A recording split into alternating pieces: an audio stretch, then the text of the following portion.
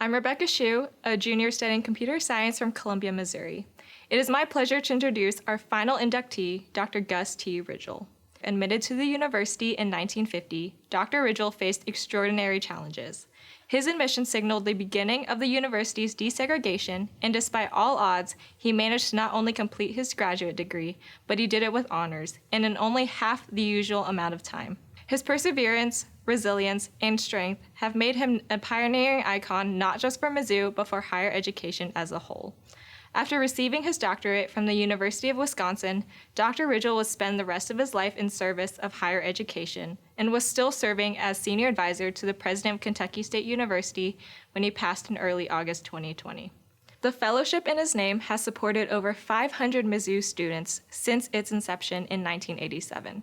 In the 7 decades since he first stepped onto campus, much has changed. But his life and work still inspire us as we continue to make Mizzou a more diverse, inclusive, and equitable home. Let's learn more about Dr. Ridgel's life and incredible legacy.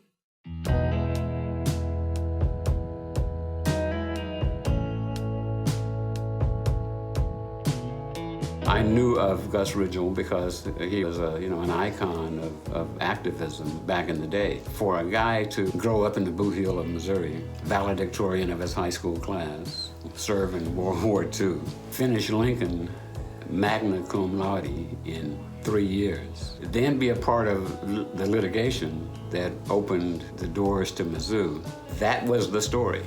He was an inspiration for a lot of young African-American students. Many of the landmark cases in higher education integration or desegregation really have to do with the individuals who filed the litigation for access to a campus at the time when the nation was trying to rewrite its racial reality. But many of those people never finished. And when Dr. Ridgel came to Missouri, he started taking extra classes to finish and abate the hostility of this environment. But he was not going to leave without completing. The things that he experienced, not being able to find a place to eat downtown, being called the N-word, that happened regularly. He was one of 9. I was one of a couple of hundred when I came in '64.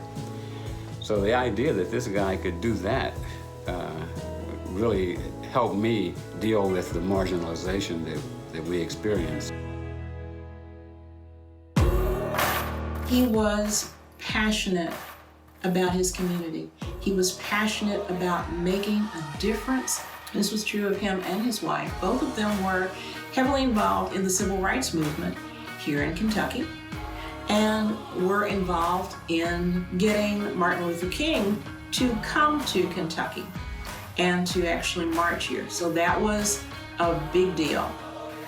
King was his fraternity brother, and my uncle was very, very active in Alpha Phi Alpha.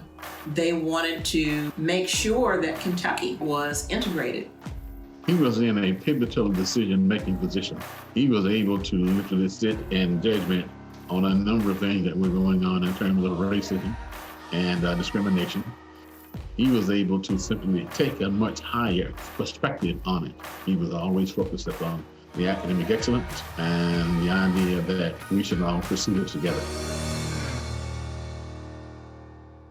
He had a great humanity, an ability to make people smile and to help us make the best of even difficult situations. He just touched so many young scholars, encouraged them and motivated them and inspired them to be as successful as they could be. He's got a legacy, and he is highly deserving of recognition in the Hall of Fame. I miss you. I love you. Thank you for everything that you have poured into my life and into the life of so many. And I look forward to seeing you again.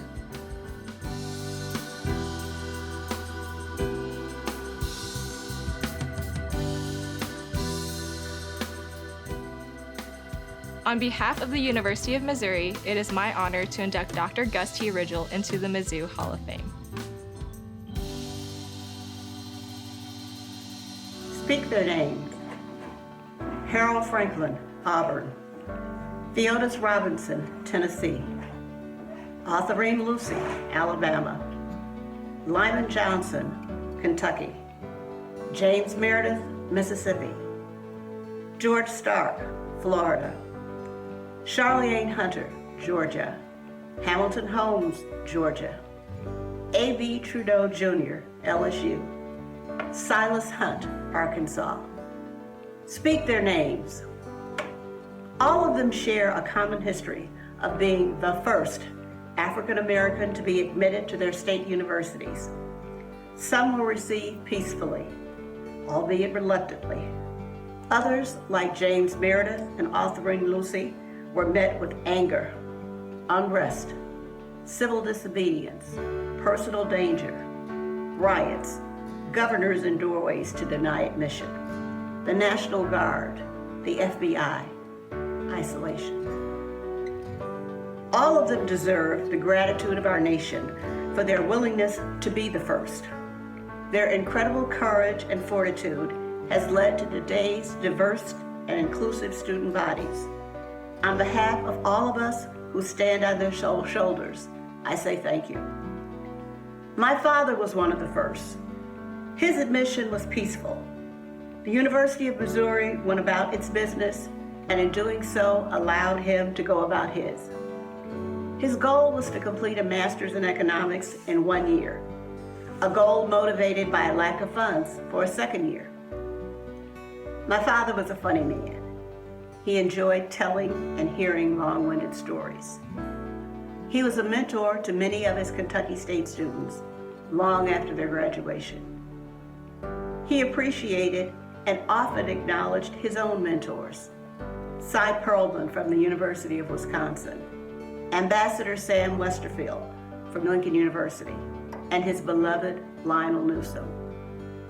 He was an educator, a lifelong advocate for civil rights, and an active member of his academic and civic communities. He was proud that, like the aforementioned universities, the University of Missouri recognized and honored his accomplishments and his place in Missouri history. The Gus T. Ridgel Fellows Program had a special place in his heart. On behalf of my father, his family, friends, colleagues, and hundreds of former students, I accept his induction into the University of Missouri Alumni Association Hall of Fame. He is smiling with a chocolate chip cookie and a bowl of Bluebell ice cream in front of him. Thank you.